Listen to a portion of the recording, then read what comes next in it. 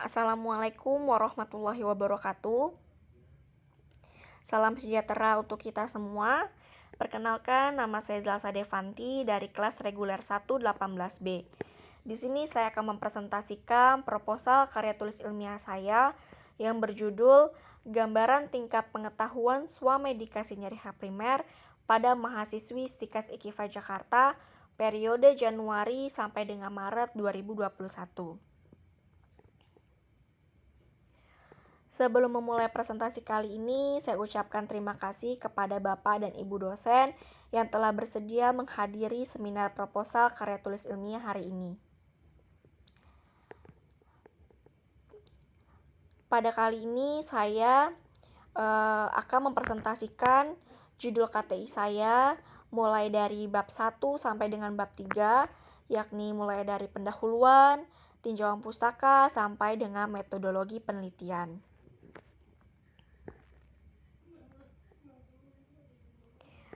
Bab 1 yaitu pendahuluan meliputi latar belakang, rumusan masalah, tujuan penelitian, dan manfaat penelitian.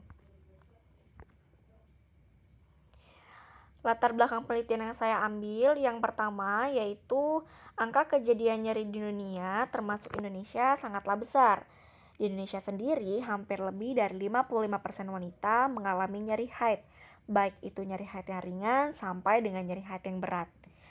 Yang kedua, sebagian besar wanita di Indonesia tidak mengetahui nyeri haid apa yang dialaminya dan bagaimanakah penanganannya, baik itu secara farmakologi atau non-farmakologi. Lalu yang ketiga, mahasiswa kesehatan cenderung lebih sering melakukan swamedikasi terhadap nyeri haid yang dialaminya. Penelitian ini dilakukan pada mahasiswi program studi farmasi yang tujuannya adalah untuk mengetahui tingkat pengetahuan mahasiswi tersebut dan apakah mahasiswi dapat mengimplementasikannya dalam praktik swamedikasi terhadap pasien. Rumusan masalah. Berdasarkan latar belakang yang telah saya paparkan sebelumnya, di mana saya ingin mengetahui tingkat pengetahuan swamedikasi nyeri H primer pada mahasiswi Stikas IKIFA Jakarta. Tujuan penelitian. Tujuan penelitian ini yaitu untuk mengetahui tingkat pengetahuan mahasiswi Stikas IKIFA Jakarta mengenai swamedikasi nyeri haid primer. Manfaat penelitian. Yang pertama, manfaat bagi peneliti, kedua, manfaat bagi instansi, dan yang ketiga, manfaat bagi masyarakat. Yang pertama, manfaat bagi peneliti, di mana penelitian ini diharapkan mampu memberikan informasi dan dapat meningkatkan ilmu pengetahuan serta wawasan dalam mengkaji permasalahan pengetahuan mengenai swamedikasi nyeri haid primer. Yang kedua, manfaat bagi instansi. Penelitian pada data ini dapat dijadikan bahan pustaka di perpustakaan Sekolah Tinggi Ilmu Kesehatan IKIFA Jakarta mengenai gambaran pengetahuan mahasiswi di kampusnya. Yang ketiga, manfaat bagi masyarakat. Penelitian ini dapat dijadikan sebagai sumber informasi untuk meningkatkan pengetahuan kepada masyarakat atau mahasiswa di kampus tersebut mengenai swamedikasi nyeri haid primer. Di bab 2 atau tinjauan pustaka ini saya mengambil beberapa definisi dari berbagai sumber. Yang pertama ada pengetahuan, kemudian ada anatomi organ reproduksi wanita, menstruasi, dismenor, serta swamedikasi. Yang pertama ada pengetahuan. Menurut Kamus Besar Bahasa Indonesia, pengetahuan adalah sesuatu yang diketahui dan berkaitan dengan proses pembelajaran. Proses pembelajaran ini dipengaruhi berbagai faktor dari dalam, misalnya motivasi, serta faktor dari luar, misalnya berupa sarana informasi yang tersedia. Yang kedua, ada anatomi organ reproduksi wanita, di mana saya mengambil sumbernya dari buku Manajemen Kesehatan Menstruasi yang terbit pada tahun 2017. Di dalam buku tersebut menjelaskan bahwa organ reproduksi wanita dibedakan menjadi dua, yaitu organ genitalia internal dan organ genitalia eksternal. Yang ketiga ada menstruasi. Masih dalam buku yang sama, dalam buku tersebut menjelaskan bahwa menstruasi adalah perdarahan secara periodik dari rahim yang dimulai sekitar 14 hari setelah ovulasi berkala, akibat terlepasnya endometrium uterus karena tidak adanya pembuahan sel telur oleh sperma. Umumnya siklus menstruasi terjadi pada wanita normal yaitu sekitar 28-35 hari, dengan lama haid sekitar 3-7 hari. Siklus haid dikatakan tidak normal apabila siklus haidnya kurang dari 21 hari atau lebih dari 40 hari.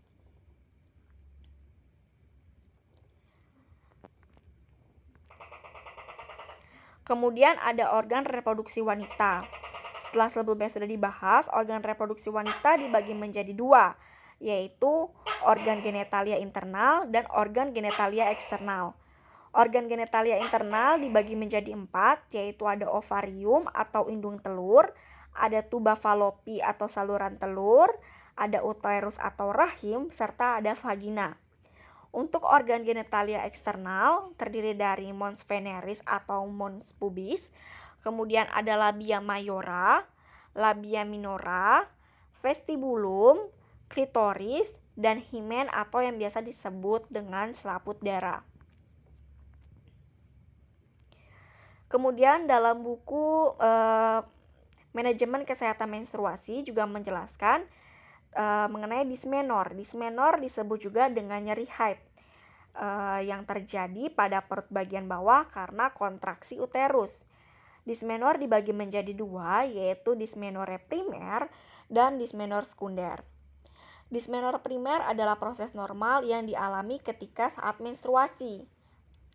Menstruasi primer disebabkan oleh kontraksi otot rahim yang sangat intens. Sedangkan untuk dismenor sekunder adalah rasa nyeri yang disebabkan oleh kelainan pada sistem reproduksi. Misalnya, adanya fibroid uterus, kemudian radang panggul, dan endometriosis. Dismenor sekunder ini hanya dapat diatasi dengan mengobati penyakit atau kelainan yang menyebabkannya. Kemudian selanjutnya ada swamedikasi. Swamedikasi menurut WHO di sini disebut juga sebagai self medication, yang artinya adalah pemilihan penggunaan obat sendiri untuk mengobati atau mengendalikan penyakit. Selanjutnya di bab 3 yaitu metodologi penelitian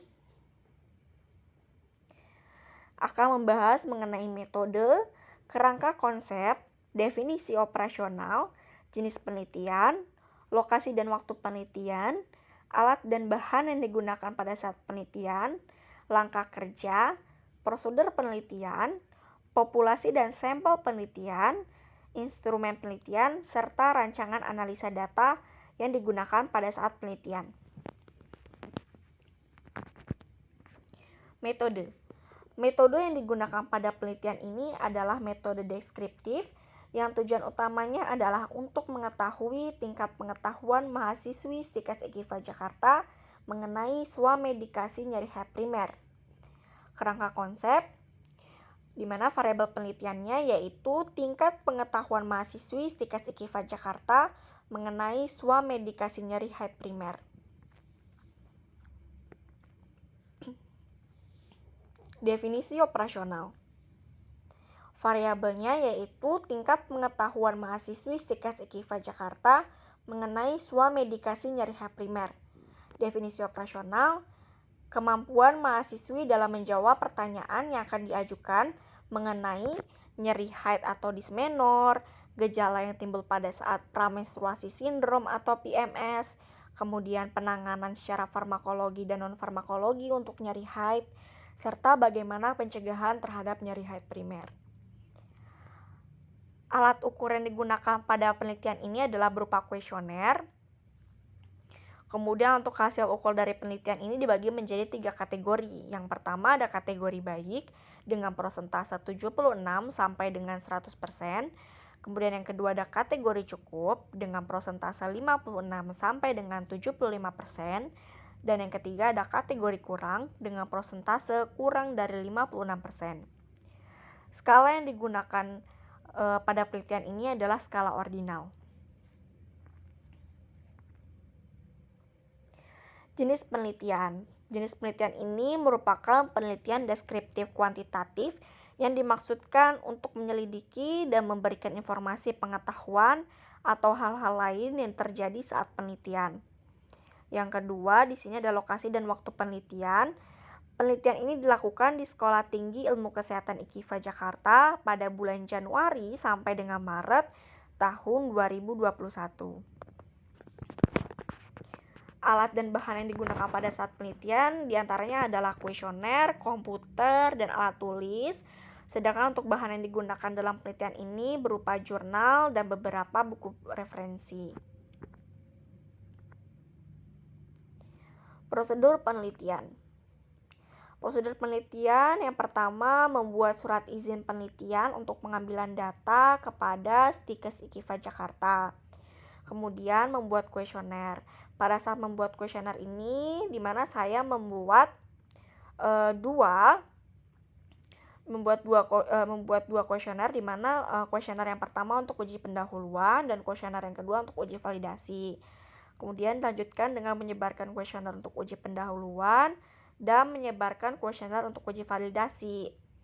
Setelah menyebarkan kuesioner untuk uji pendahuluan dan uji validasi, lakukan penyebaran kuesioner kepada responden yang akan dijadikan sebagai sampel.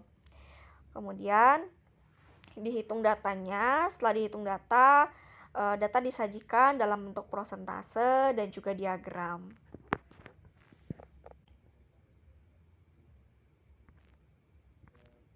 Selanjutnya adalah populasi dan sampel. Populasi dalam penelitian ini adalah seluruh mahasiswi Stikes IKIFA Jakarta. Dan sampel yang digunakan dalam penelitian ini adalah 10% populasi yang merupakan mahasiswi aktif di Stikes IKIFA Jakarta. Sampel diambil secara purposive sampling. Instrumen penelitian. Teknik pengumpulan data yang dilakukan pada penelitian ini merupakan data primer yang menggunakan kuesioner melalui serangkaian pertanyaan yang ditujukan kepada responden yang dijadikan sampel. Rancangan analisis data. Analisis penelitian data dilakukan dengan menggunakan analisis univariat. Analisis univariat adalah analisa yang dilakukan terhadap variabel dari hasil penelitian.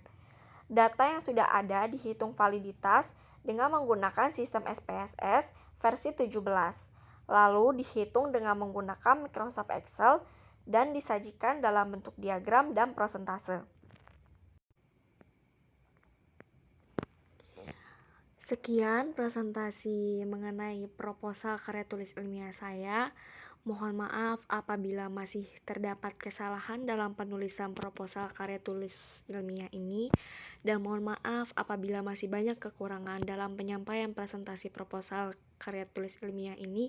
Saya akhiri. Wassalamualaikum warahmatullahi wabarakatuh.